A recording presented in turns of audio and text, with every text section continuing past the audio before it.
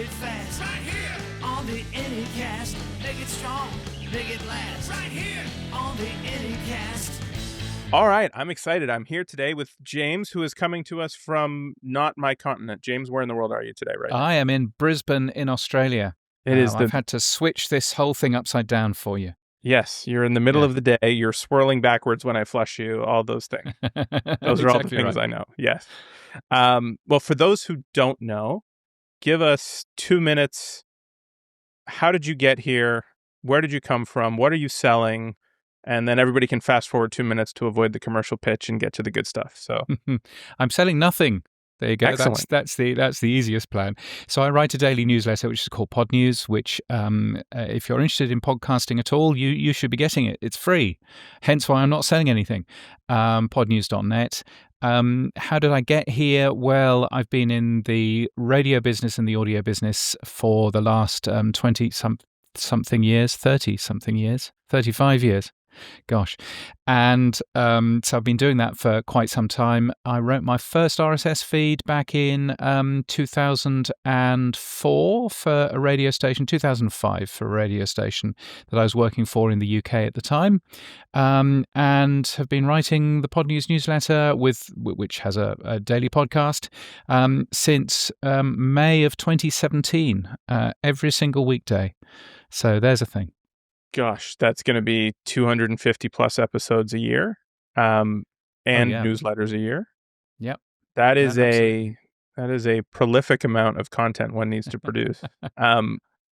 What does that look? How does one do that? I have a hard enough time producing one show. Yeah. I think I'm on episode 1930 at the moment of the daily podcast, and that didn't even start in May 2017. It only started because I was bored of people coming up to me in places like Podcast Movement and saying, "What's your podcast?"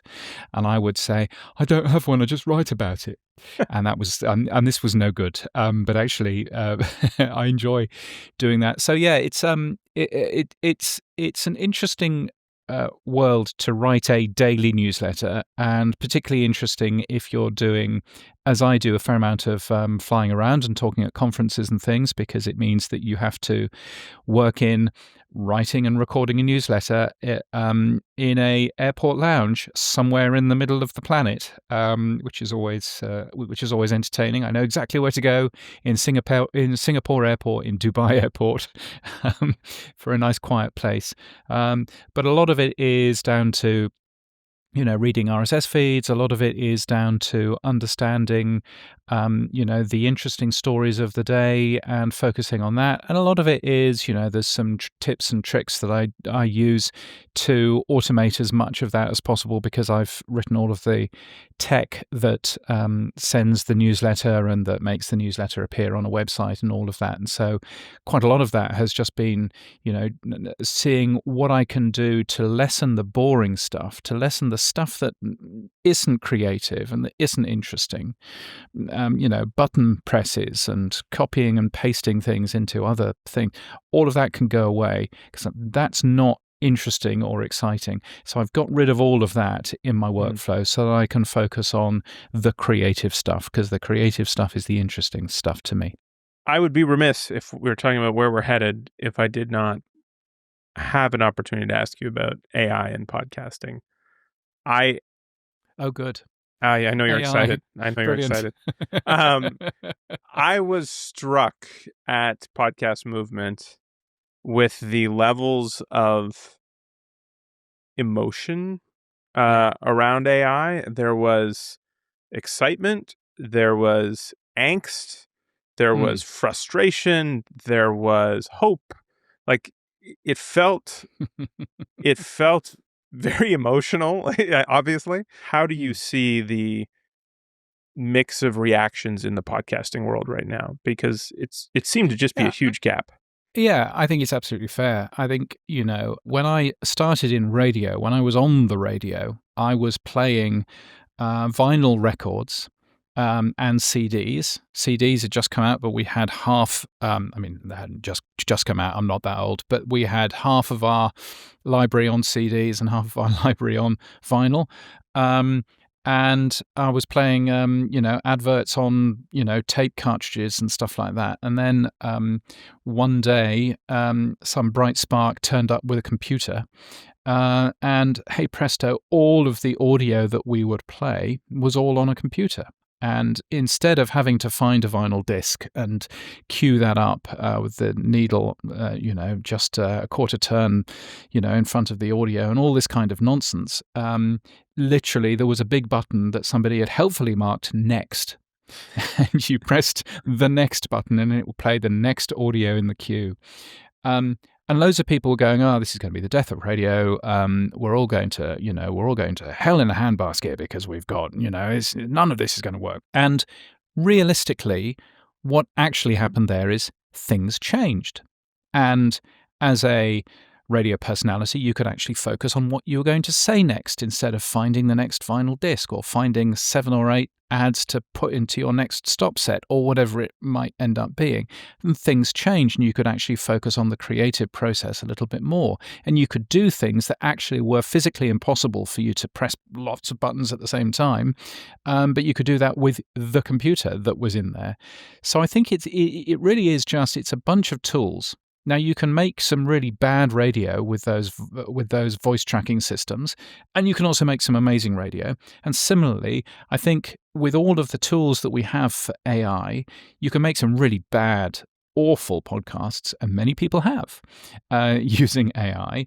But you can also make some fantastic stuff that is actually better than you could have done by yourself. It's just a bunch of tools, and you can use tools for good and use tools for bad. So I can completely understand where people are coming from. But I think instead of looking at AI as a whole overarching thing, look at each individual tool and work out, is this a good thing? Is this a bad thing? How could we use this for good? And I think if we end up doing that, then there are so many opportunities. 5 years from now, so whatever that is, going into 2030, I guess. What is the thing that you are going to be right about that people are most skeptical about? Wow. What is the thing that I'm going to be right about in 5 years? I think that the majority of podcasting in 5 years will still be on open RSS and won't be on a proprietary system like YouTube. And partially that is me hoping that that's going to be correct, but partially I think that is probably going to be correct.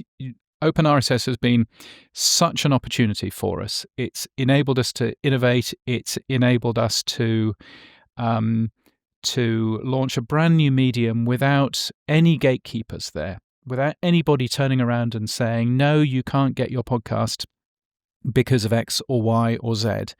And so I think there are lots of naysayers about RSS and about open RSS in particular right now. But I absolutely think in 5 years' time, it will still be the number one way that we consume individual podcasts or shows, as Spotify might want to call them.